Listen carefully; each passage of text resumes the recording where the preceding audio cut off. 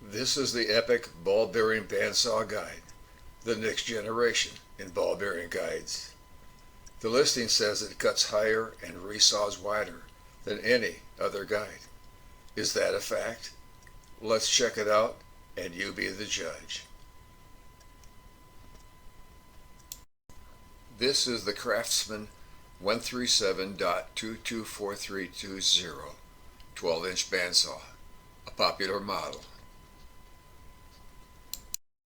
And this shows the original guide.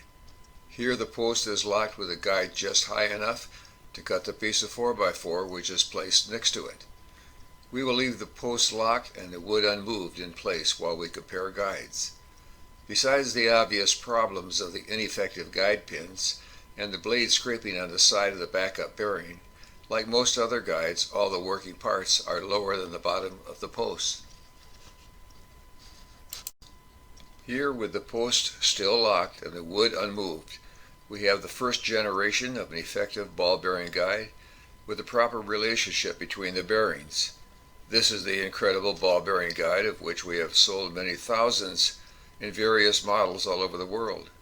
It did its job well for the thousands of buyers, but unfortunately, also having all the working parts below the bottom of the post resulted in a sharp loss of cutting depth and resawing width. But now we have the next generation, the epic ball bearing guides.